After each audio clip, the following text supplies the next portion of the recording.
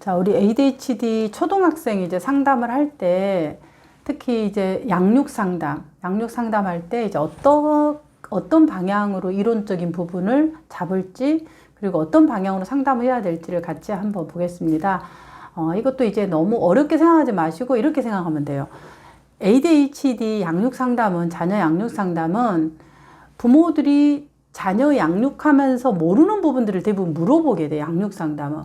그러니까 약간 방향성 있고 약간 코칭과 가까운 그런 성격을 띠거든요.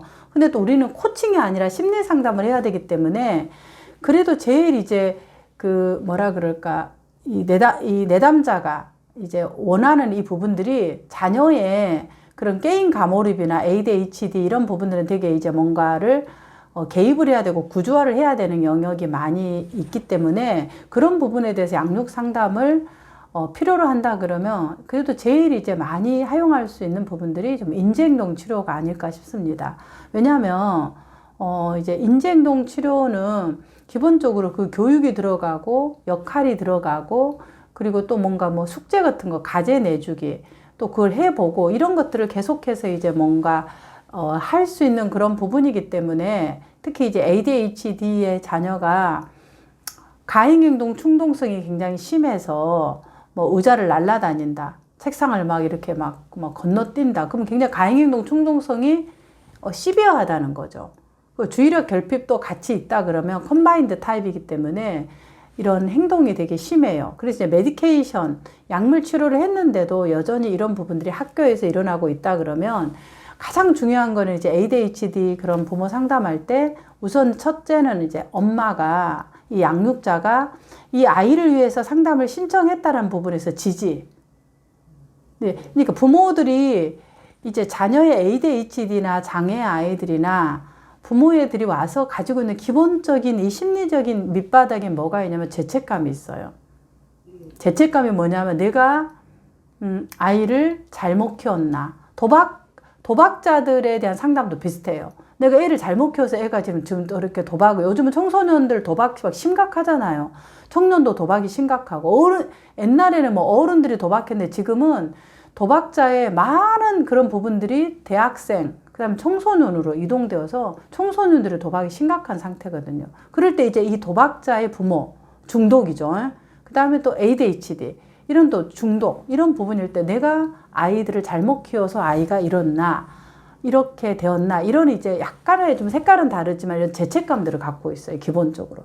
그렇기 때문에 모든 상담의 매획이 부모를 할 때는 잘못하면 가리키다라는 기분이 들어버리면 이게 굉장히 기분이 나쁠 수 있어요. 그래서 가리킨다라는 느낌은 아니지만은 받아갈 수 있도록.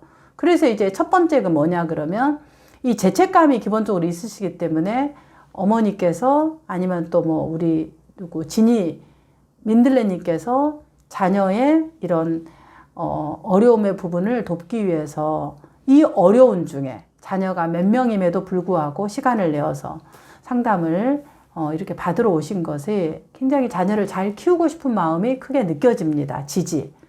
항상 왜냐하면 이 지지를 해주는 것은 당신이 이미 이 자녀를 양육하기 위해서 애쓰셨고 지금도 애쓰고 있다는 것을 들려주는 거예요. 이 부분은 제가 초심 상담사에 상담 내비게이션 보면 가제해주기라든가 이런 부분에서 어떻게 해야 되는지 자세하게 나와 있어요. 그래서 그 부분을 좀 참조하시면 될 것 같아요. 그래서 지지해준다. 그러면 왜 이게 지지를 해주냐면 죄책감을 건드리지 않는 거예요.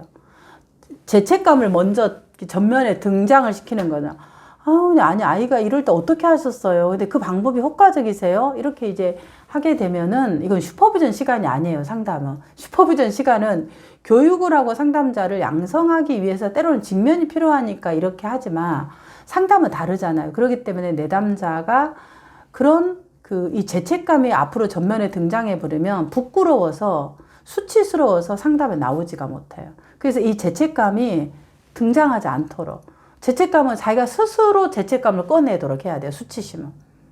근데 이걸 건드려 버리면은 부끄럽죠. 그래서 이제 지지를 해주면은 이 사람이 아까 말한 이 자아에 힘을 주는구나. 당신이 알구나. 내가 이렇게 애를 위해서 이렇게 애쓰고 있다라는 거를 선생님이 내가 이 안에 아이를, 내보다 더 큰 아이, 짐덩어리라고 해서 이 아이를 위해서 이렇게 책임감을 갖고 지금까지 오고 있는 거, 이런 것들을 알고 있구나. 그래서 이제 이걸 지지를 해주는 거예요. 그러면 지금 아이를 제일 중요한 게 아이를 잘 키우고 싶은데 그게 이제 이게 욕구를 인정해 주는 거예요. 욕구가 뭐예요? 부모가 아이를 잘 키우고 싶은 거. 그래서 어떤 마냐면 내가 애들이 너무 게임을 가몰입해서 고민이에요. 이 말은 방법을 모른다는 거야. 그쵸? 욕구는 어떤 욕구예요? 양육 도움을 받고 싶다는 말은 아이를 잘 키우고 싶다는 욕구예요. 그러니까 그 욕구를 인정해 주는 거예요. 첫째. 아이를 잘 키우고 싶고 그래서 양육 도움을 받고 싶으신 거죠. 그렇다고. 그러면 민들레님, 아이의 ADHD 자녀의 양육 도움을 받고 싶고 또 게임 가몰입에 대한 이런 부분들을 어떻게 아이에게 도와줘야 될지 이런 좀 구체적인 방법적인 부분을 모르신 거 좀 도움을 받고 싶으신 거네요. 다시 이제 이거를 재진술. 그러면 오케이 그러잖아.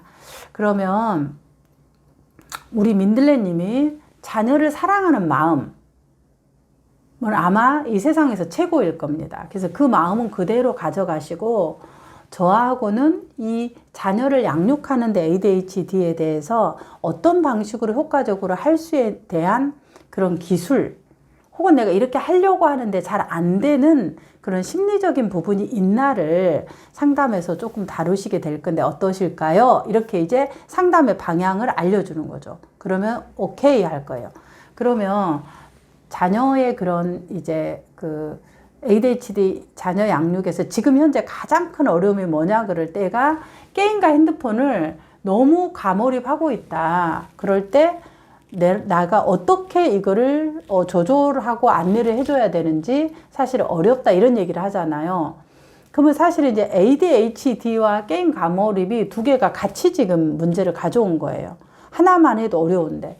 그럼 우선은 어머니 제가 이제 필요할 때는 약간 ADHD에 대한 것을 좀 알려드리고 그 다음에 필요한 부분들은 약간 좀 질문을 좀 더 많이 할 수도 있고 때로는 필요한 경우에 약간 과제도 내줘야 되는데 괜찮으실까요?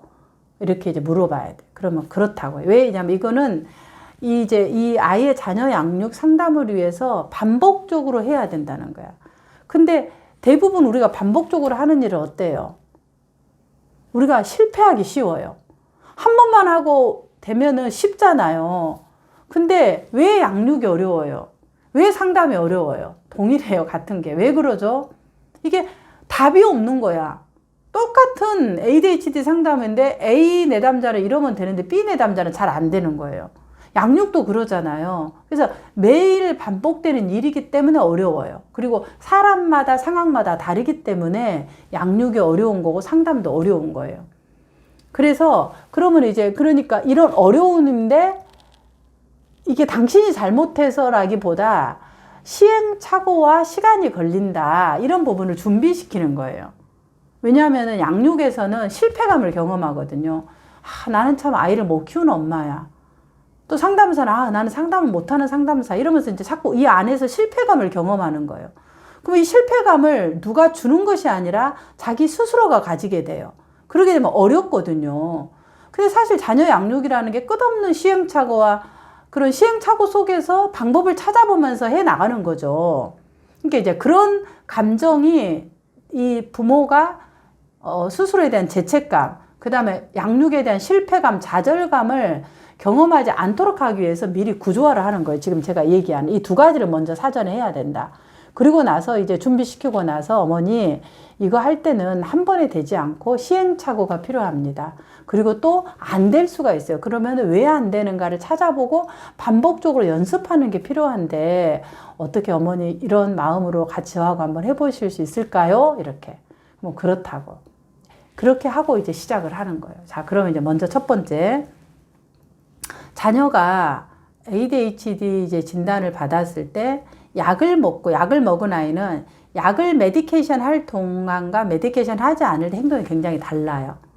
그러면 메디케이션 할 동안에 어떤 약을 먹고 약이 언제 끝나고 약물이 지속 시간이 얼마나 되는지를 확인하는 게 필요해요. 그러면 대부분 메디케이션 약이 4시간짜리가 있고 8시간, 12시간 이런 이제 다 용량이 달라요. 그래서 어떤 약, 그 다음 지속시간이 몇 시간인가를 물어봐요. 그리고 몇 시에 약을 먹는가. 그러면 그 약이 지속되는 시간에는 아이가 좀 집중을 하고 그 다음에 뭔가를 하게 하죠. 그래서 주로 학교 가는 시간에 메디케이션을 해요. 그리고 집에 오게 되면 그 약물의 효과가 대부분 이제 끊어지는 시간이 되죠. 그러면 집에 와서는 더 이제 집중이 안 될 수가 있어요. 그래서 이제 그런 상태가 어떤 상태인지를 먼저 질문을 통해서 확인할 거. 그리고 나서 이제 그렇다면 어머니가 이거를 좀 아는 게 필요해요. 약물에 끊어지는 그 시간대는 아이가 집중력이 되게 더 많이 떨어지고 힘들어요. 우리가 약간 이런 거죠. 진통제라고 생각하시면 돼요. 우리 열이 나고 몸 아플 때, 몸살 날 때 진통제 먹으면 조금 이리 좀 걔네 진통제가 떨어지면 어때요? 막 삭신이 쑤시고 아프고 두통이 다시 생기는 거 기억나시죠? 약간 이제 이 약이 그렇다고 생각하시면 돼요. 집중력의 상태를. 그래서 그 떨어진 시간에는 아이가 집중을 하기 힘들다. 그럴 때 뭔가 이 아이들에게 할 수 있는 부분들이 이제 이 아이의 하루 스케줄을 이제 보는 거예요. 학교 갔다 와서 저녁 자기까지 아이가 어떤 스케줄이 있는지 한번 좀 쭉 적어 보실래 해서 쭉 이제 적어와. 그럼 갔다 와서 몇 시부터 몇 시까지 뭐 학원 가고 뭐 유튜브 보고 뭐 하고 이렇게 쭉 이제 시간을 하는데 하루 시간들이 거의 뭐 8시간이나 6시간 이상 많은 시간이 이 유튜브라든가 TV라든가 이걸 본다. 그럼 이거 언제부터 그랬는지. 그렇게 했으면 대체적으로 이제 자녀가 힘들거든요. 이 아이들이. 왜냐하면 활동량이 많아요. 첫째는. 근데 이 활동량을 부모가 감당을 못해요. 그래서 이 활동량을 조절하는 방식으로 주로 가장 많이 나오는 대체제가 유튜브, 게임, 핸드폰 이 부분을 하면은 조용한 양이 되는 거예요. 왜 조용한 양이 되냐면 이 자극에 노출되기 때문에 그 자극에 집중이 가는 거예요. 그러니까 그런 부분들이 언제부터 그랬는가를 보면 대부분 부모들이 지칠 때나 밑에 동생들이 태어나서 동생들에 대한 이런 양육들이 힘들 때 혼자 있게 되는 시간이 많을 때 이 아이를 어려움이 있었을 때 그냥 쉽게 말하면 애착을 그냥 이 핸드폰이나 유튜브하고 함께 돼버린 거예요. 이제 그런 것들을 먼저 파악을 하는 게 필요해요. 그래서 엄마가 이게 인식이 된다면, 이게 지금 근데 이제 봐봐. 엄마가 없을 때 엄마 자리 대신에 이 핸드폰이나 유튜브나 이런 것들이 엄마 자리 대신에 사실은 나를 위로해주고 그거 하는 대상이었어요. 이제 윈지컷으로 말하면 중간 대상이 된 거죠. 불안을 수딩해주고 엄마가 자리 없는 시간에 나를 지켜주는 하나의 대상인 거예요. 근데 그 대상을 이제 대상과 친해져 버린 거예요. 오랫동안 하다 보니까. 약간 이런 상태네요. 이렇게 이제 약간 좀, 인식해 주는 게 필요하겠죠.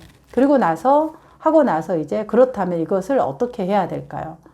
이걸 이제 시간을 무조건 뺏어버리거나 강압적으로 하는 것은 분노를 일으키는 거죠.